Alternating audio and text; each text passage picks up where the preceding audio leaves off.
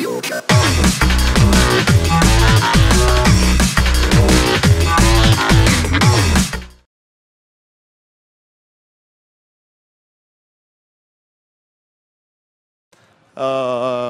name is Magnus, or Miu is my stage name. I've been producing music for 17 years.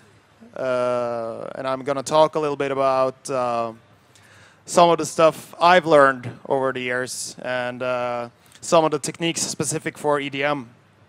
How to think, how to do a great mix. Yeah, I can just get right into it.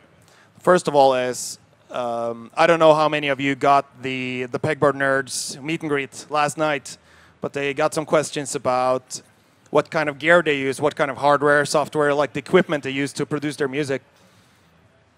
And they basically said that there's no silver bullets, there's no magic anything, it's just hard work, no expensive synths, because the software has become so good. It's everything is done with software on a laptop.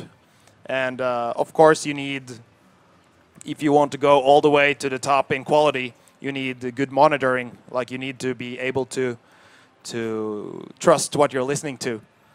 But other than that, it's just like learning techniques and learning the difference between tools and selecting the tools with the highest quality. I'm only going to show you affordable tools that are around $200, which is like around 1,000 kroners. More or less, that is the beer, like the essential tools to use to get the sound you need. Some of this is going to be complicated in technical terms, but I'll try also to explain simple concepts in the same way. And if you really want to apply this to your own productions, you should I think it will be possible to watch this on Twitch or YouTube later. So I really recommend you watch it several times to like let it sink in if there's concepts I explain that you're interested in. I'm also going to use headsets so I'm actually hearing what I'm doing. So the first thing, I'm going to talk about mixing and layering. Now, many people are talking about dynamics, which is like talking about the loudness war, loudness this, dynamic that. But many people, I don't think, really know what it means. And dynamic means, many people have learned the phrase that it's the difference in volume. So you have, suddenly you have loud volume, and it goes, you have low volume, which gives the punch, and I'll show you this in just with a kick. Like this. This is what that sound looks like. And if we go into this, you can see that this area here is the initial punch part. And then you have what is called the tail. Dynamics is really about punch and tail. You have the initial, the smack that hits you, and then you have the fill afterwards. Because even though if we, let's see, if we go 128, by the way, is standard EDM speed. Now, many people will say that's a pretty hard kick, but then if you remove the tail,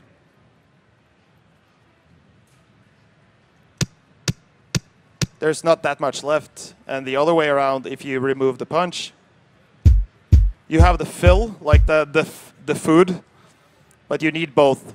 And those needs to work well together. And that's also, you just do this with drums, you do it with everything, with every single sound. There's also like this is, I'm going to go through what I call the dimensions of a mix. And this applies to it. You'll have to practice to do this a lot. Well, you have to practice a lot to do this well, but that's also one of the keys. You just need to spend a lot of time to get your mixes sounding good. This is one plugin called Pro MB. It's, I think it's about 1,000 kroners. And it's really good to understand because now I talked about length. You have the start and the ending of the whatever sound. This was a kick. kick drum, but I do this. I'm going to show you more tricks afterwards. You also have frequency, which is the bass frequency that starts down here all the way up to the high frequencies. And I can show you this by soloing. And this is really helpful. I love this tool for just explaining, because many people haven't even heard the low end of a kick, just isolated. So you can solo out, you can isolate different areas of the frequency spectrum. And you can, for many people, this is just an ordinary filter. But you can, what makes this a good tool is that you can drag the entire band around, so you can hear the mid-range. And I'll show you this more. This is also a dynamic compressor, by the way, or dynamic processor. So it does a lot of things. And now I'm just using it for listening purposes. You can also change the slopes. You can use this for problem solving. For example, if you have a vocalist that has a lot of sharp S's, like all the time, you can just move it up here. And then you can find the problem and eliminate it. So we have the length, like punch, tail. We have frequency from bass all the way up to the high end. And you also have the stereo. I don't know. I hope you guys have stereo out now. I'm just going through the basics. Is that only on left now, or do you hear on the both sides? I think it's, yeah. You have bass frequency, no, bass high end, left, right, and you have volume, which is like most people talk about is dynamics. But you can also have dynamics in frequency and in the stereo spectrum. So for example, you can have a dynamic mix that is very narrow and then goes out wide. And that's also a technique that you use on before. I can show you a track of mine.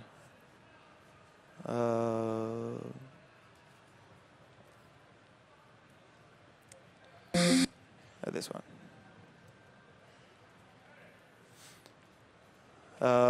I release. I'm gonna pull the volume down a bit. I narrow the stereo field in the build-up. In the EDM, you always have build-ups, or most of the time.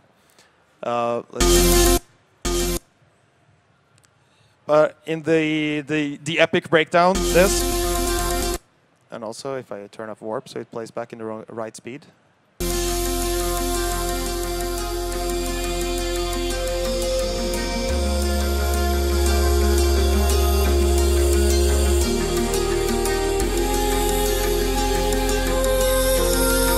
In this part, you want it to be big. You want it like to float around and be just out there. And there's no really, because there's no big bass part, which is also an important thing that many people have problems with. Well, like, how do I get my bass sounding really tight and big? And that's a big key to that is to have control over the frequency side of the mix dimension.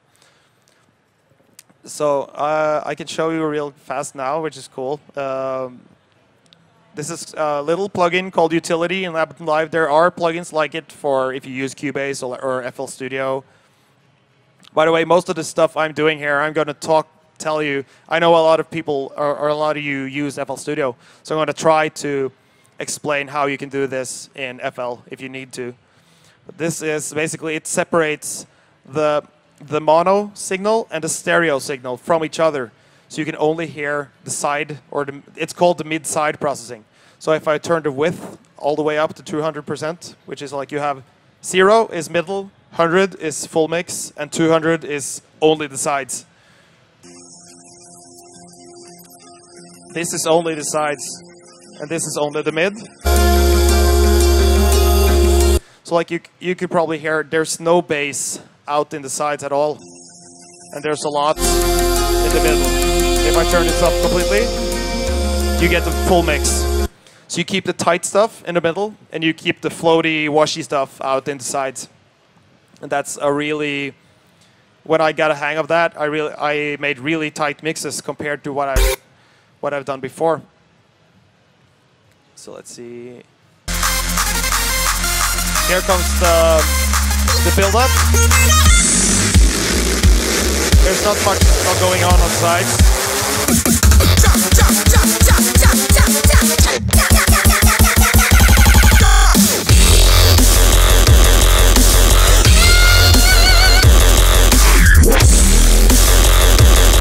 Yeah, so I can show in the drop, like the drop is technically it's the place where you need to make everything work. First make the drop work, and then you build other stuff around that.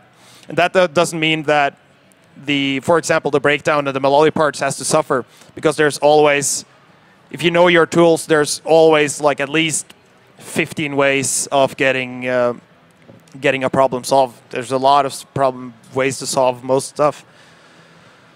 So I can play just the sides in the drop.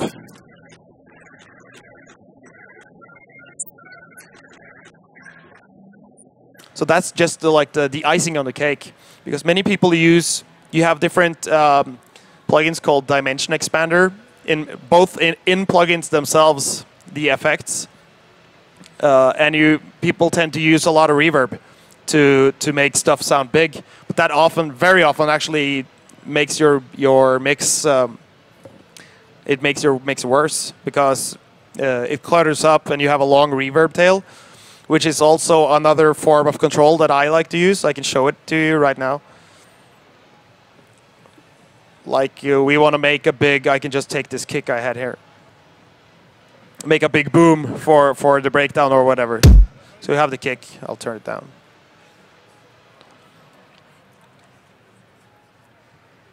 And then you place a reverb on it. This is also a cheap plugin that just sounds really good. And if you want it to be really boomy, you don't want that much punch. You just turn so you only hear, this is a mix control, which is basically all the way here. You don't hear any of this plugin at all. On the right side, on the full mix, you hear only the plugin. And this is a mix. But if I play this over and over again, the reverb stacks. It stacks on top of each other, and that becomes a clutter really fast.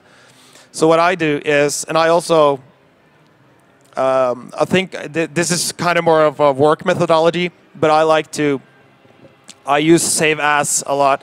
Like, many people are scared of trying new stuff because I have a cool sound. I just wish it was a little bit cooler, because you sit there and you feel like you're onto something, but you don't want to ruin it. And what happens most of the time is that people don't try what they want to try because they're afraid of ruining what they have already, and they end up with like a half-assed sound.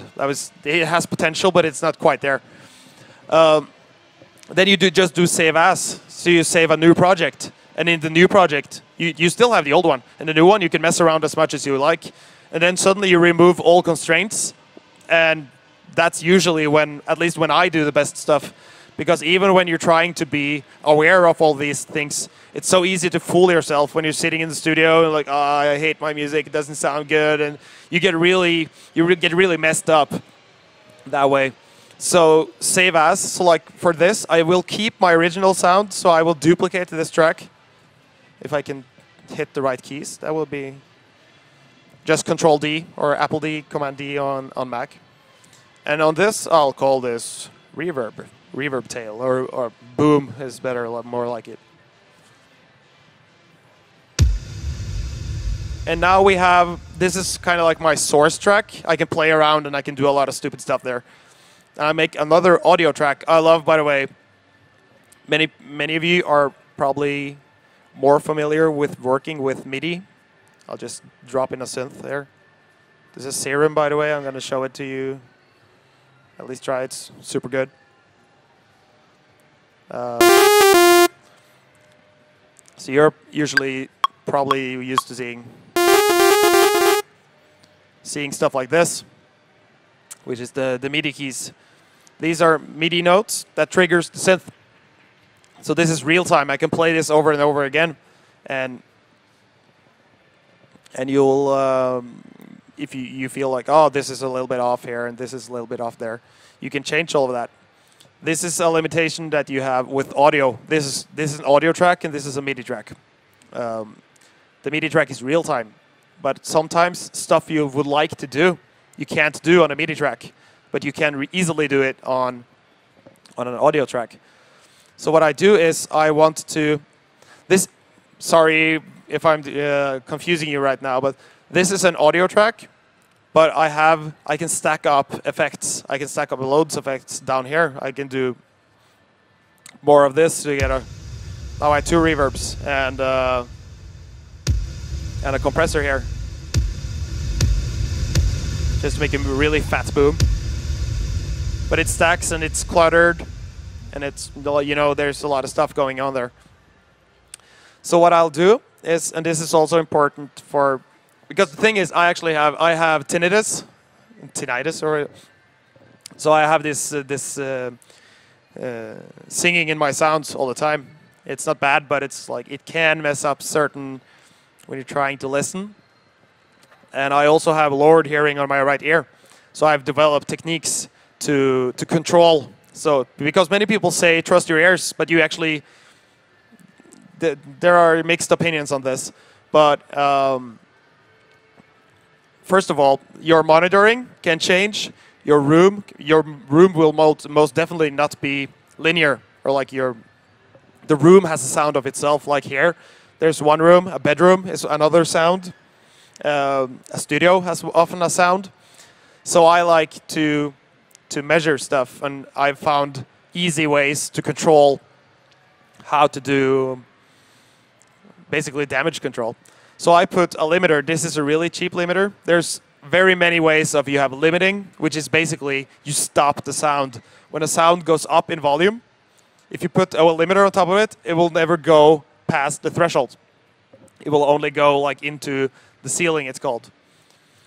And that way I can also make sure, I know many people have, for example, they drop in a sample in a song and it doesn't sound loud enough, and they keep pumping the volume, pumping the volume, pumping the volume. And it doesn't work for them, because suddenly think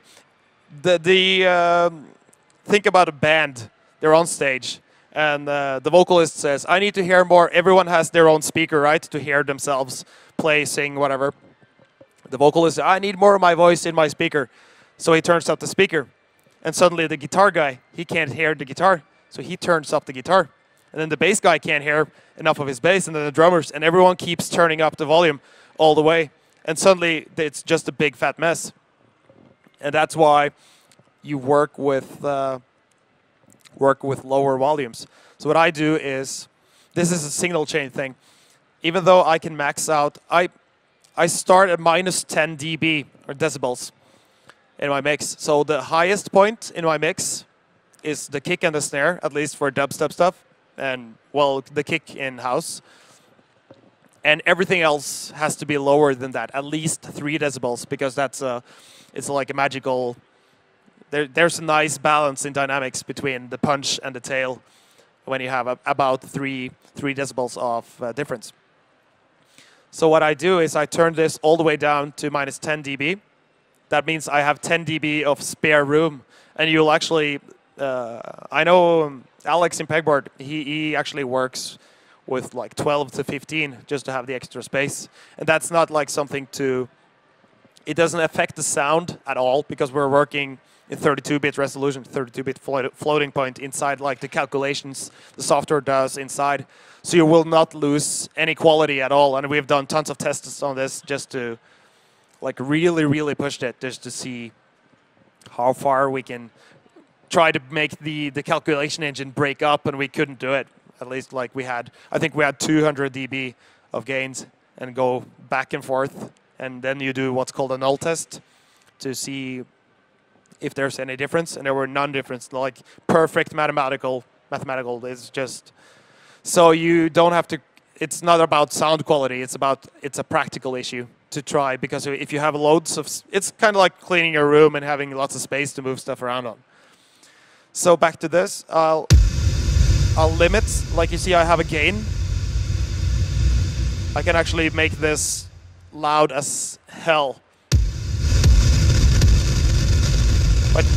but you hear it's starting to break up. That's one of the side effects of limiting, which is also one of the issues in what's called the loudness war, which is basically the same as I told you with the band. Everyone is trying to make their songs louder and louder and louder. And there's this notion that loud is bad, and loud is not bad if you do it right at all. Actually, I think if you strive for a loud mix, a good loud mix, then your loud mix will actually sound better than so to say pretentious mix.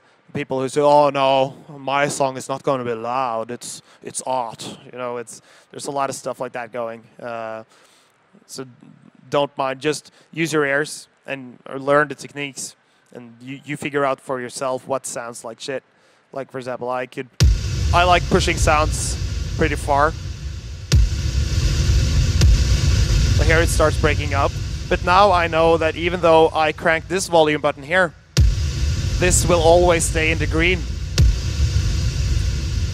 But if I do this, you see I can go into the red, and red is not good on what's called the end of the channel, because all the stuff, it goes into this plugin, out of this plugin, into this, out of this, all plugins. This is Cubase and FL Studio and every other Logic as well. It goes in, out, in, out. And because it's floating point operations, like the mathematical calculations of it, you can actually have more sound. I can show you. If I take, for example, an EQ. It's an equalizer, by the way. Just gonna try and run this a little bit hard.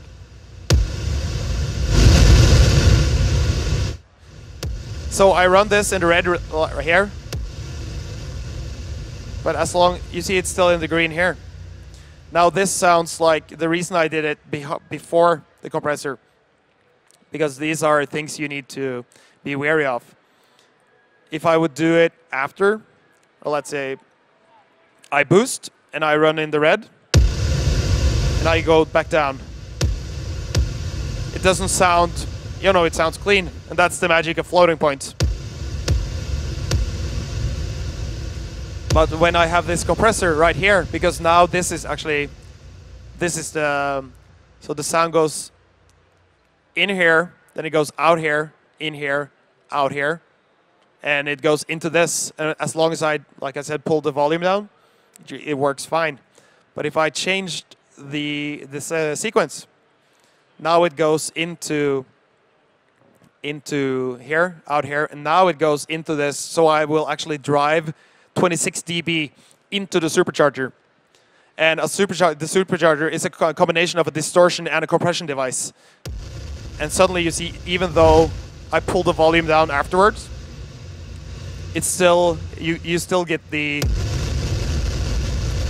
crunch, which is not good if you're trying to keep it clean. But this is also something you do, for example, if you make hardstyle kicks. This is how you need that control, because you use this EQ to drive. You drive certain frequency ranges into a distortion device. But anyways, I'm going to go back to keeping stuff on audio tracks. I'm sorry, I didn't plan this very well. I'm just going to talk about stuff I like. But we have our boom. Change this back. And we go to the limiter to limit the signal. Find what I call a healthy volume, where you have a certain amount of compression, but it's not cracking up, but you still have a strong signal. Now I can go here and I can record. This is also, there's many different methods for it, but I'm going to record this signal onto a new track. And now this is important, because this is a fader. It's basically this. Now I have, like you saw, I have the full. This is like slamming in the roof. It's not in the red, but it's down here. It's in the green, but it's like maxed out. But over here, This green meter here is after the fader. So this shows me the actual output. And those two are important pre-fader and post-fader because you can do a lot of stuff post-fader. And as long as you have control, for example, with a limiter, or what I use a lot is a soft clipper, which it simulates analog distortion or warmth. As long as you keep those separated, because here you have post-mixer and post-FX. Post-FX basically means record from here and not over here. So if I record post-mixer,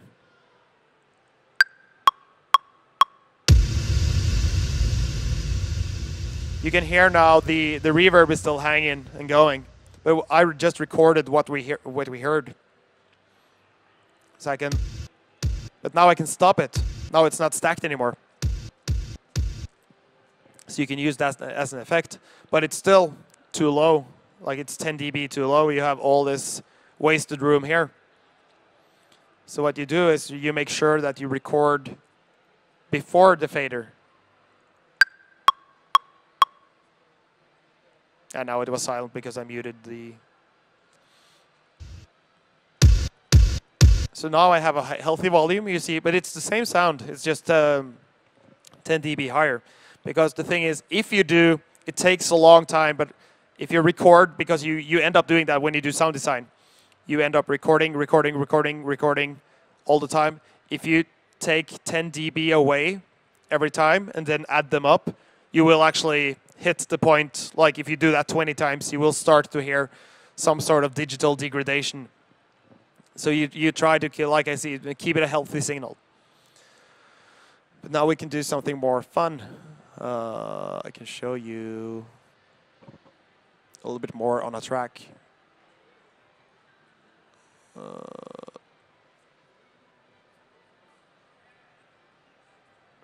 It's a new hard drive, so I haven't indexed it all yet.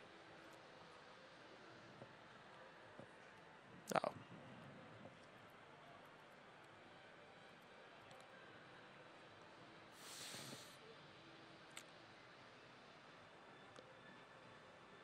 Open Sesame.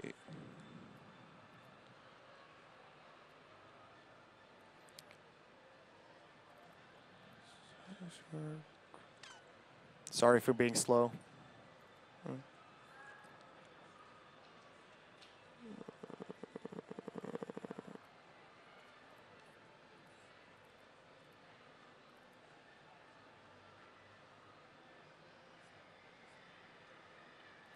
We can try to open the Master Blaster project.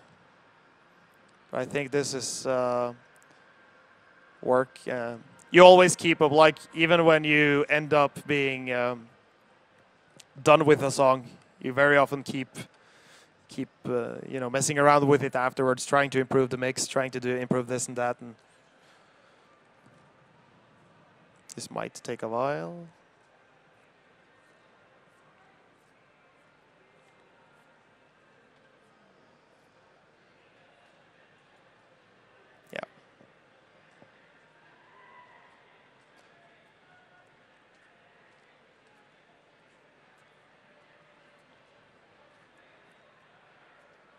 I know that like I'm skipping a lot back and forth. This is also why I told you, if you're really interested in putting all of these techniques into your own productions, watch the video again, because like I get about 3 months ago. It started with, that's when I really got into mid-side processing, like the mid and the sides, because I actually just wanted to check for fun. I imported a Knife Party track into Ableton Live, just to sit there and do some analysis on it. And then I accidentally actually ran it through the side, so I only heard the sides, and that's when I heard like, wow, this is really clean. Because Knife Party, Rob Swire, the producer for Nicemore, like the main producer, he's, for most of us geeks, he's like God. And you strive to become like, wow, how does he do stuff? How does he do stuff? And then you try listening, like what techniques does he use? And that's when I realized that or I actually just started reading a lot on mid-side processing. And I discovered more and more and more and more and more. And then you discover these small, tiny pieces that are, like I said, it's more about techniques. It's not about expensive tools. It's about, like, for example, doing mid-side EQing. So you cut out the frequencies that you don't need in the sides. That gives you more power in the middle where it counts. Okay, that was a big lag.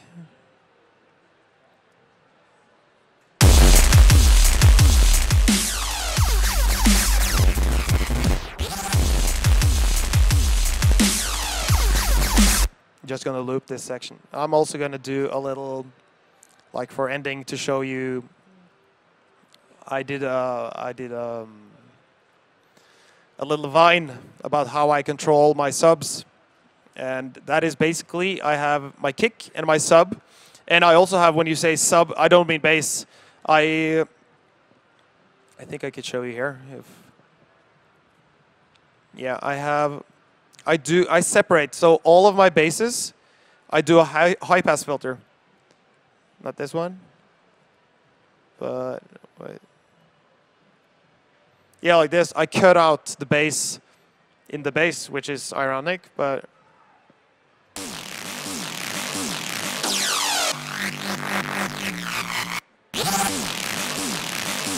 this is also, like you heard, it just stopped right here.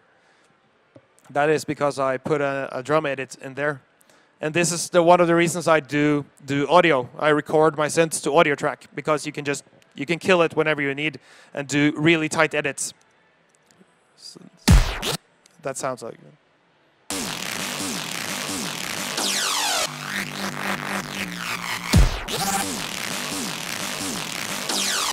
Now you would usually just cut it there, so it's always like start stop start stop start stop. So you don't ever have more sounds on top of each other than you need. But you also have, and this is the fun part, and this is actually a very simple signal. This is the sub.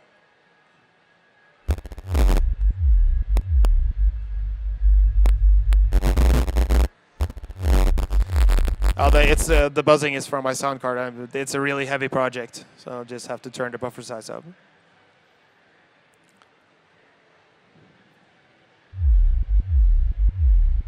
Yeah, I do this. I have my own group, which I run all the sub sounds. Now, all of this you see here are actually I've recorded the bass sounds into audio tracks. And the fun part there is I can just drag this into another track. So I made this track here, which I called sub synth, with just like the sub of my synths. And I drive that really hard into a limiter. I actually do that on the clips, and then I remove all the top from like all of it. So I'm only left with the synths, like you hear here. And I also do something called a scope. So when you're listening to this stuff, I also watch this. And it's supposed to watch, like you need to see the rhythm. You need to see that it's tight. And if we do the full mix, like the entire song.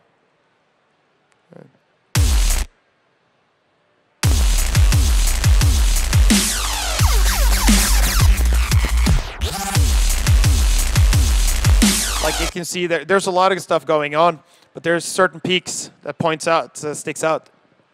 And those are, now there are, many people think like that's dynamics, like that's what you need. But you can, like when I said, you can have dynamics in frequency. So you can have the punch of a kick in one frequency, and then you have the sub swallow up. So it's like, many people talk about the sausage. I don't know if you heard it. Like these, when you look at these waveforms, some people say, oh, that's crushed, that's destroyed. You can't look at a waveform like that. But you're not looking into music, you're listening to it. And if you analyze this with, like I showed you, I can show you again. This is a good way to understand, like to learn how to understand how frequency and how mixing works. We can put this in solo again.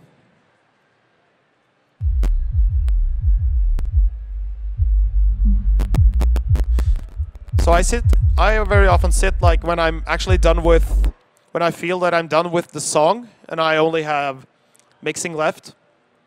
I sit like this and I watch this.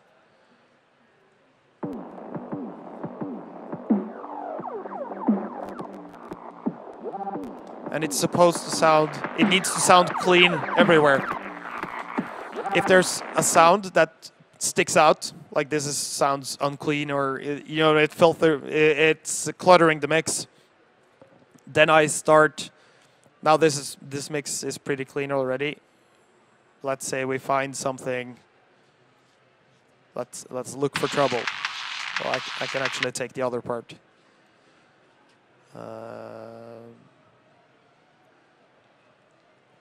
think it's here.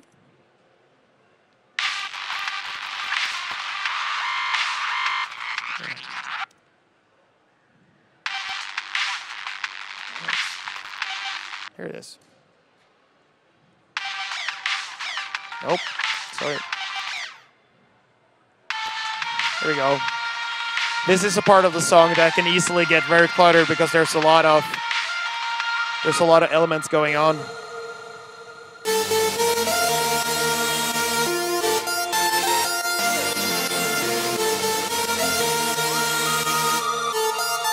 Now I have cleaned up, like I said before, but I can still look for trouble to see.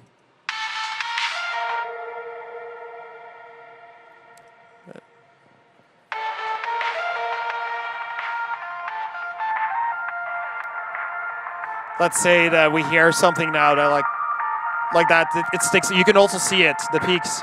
Then I would start looking, like, is this? Is this? And of course you go for the ones that actually have sound in them.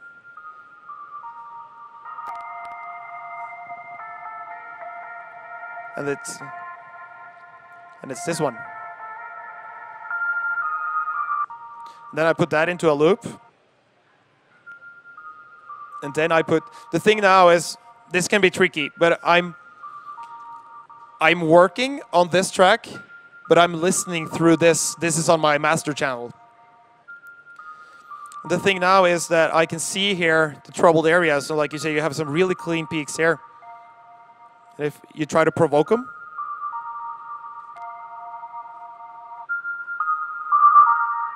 that's not good. And then you pull it down.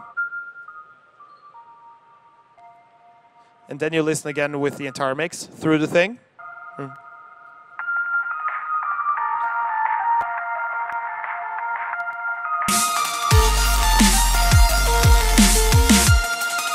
these are, like most of you probably didn't hear a difference there, especially on this system.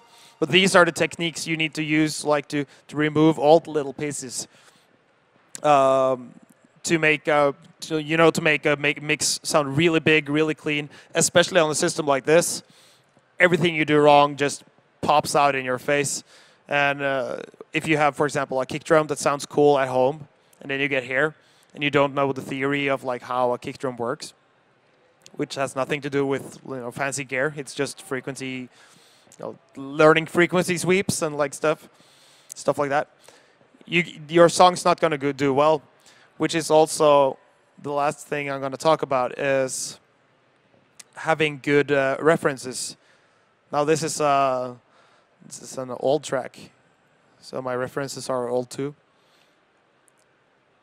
But you need to listen to music sound good.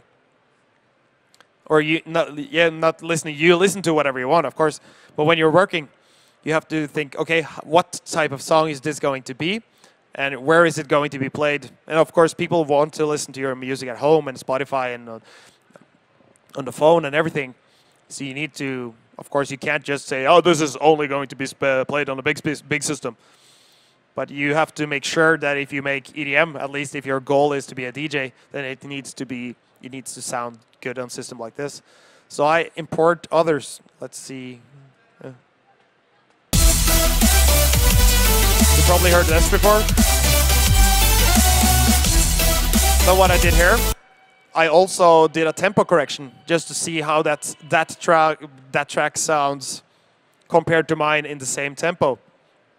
because it's actually, I'm working in 174 BPM now, which is like kind of drum step, the drum bass culprit. If I turn off the warping, it's in.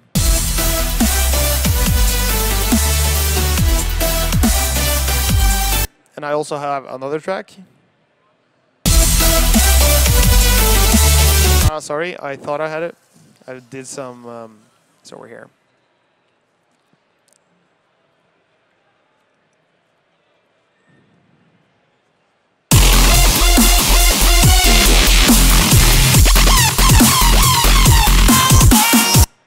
Now the good thing now is that I can listen to that first, and I can stop it, and I can listen to my own.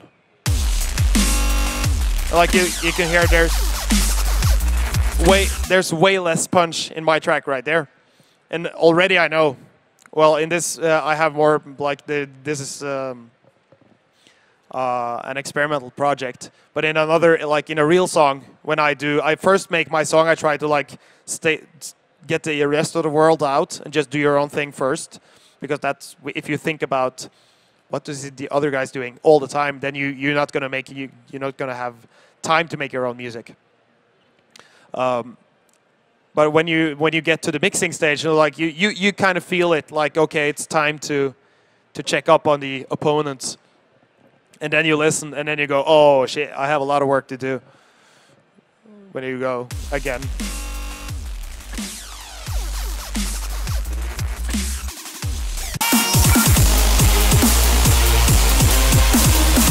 You know, it's beyond loud compared to my track. But then you have other tricks, like if I turn these on. And then I take my track.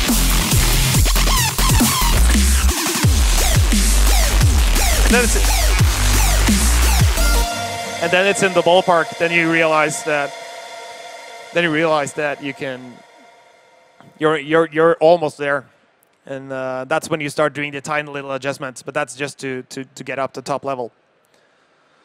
So I know this has been a lot of back and forth, but I hope it was helpful or informative for some of you. Are there any questions? I don't think we have a microphone. You can just ask and I'll repeat. Nope. No, thanks for showing up, and I hope you see my show on Friday. It's going to be awesome, I hope. And thank you. Thank you very much.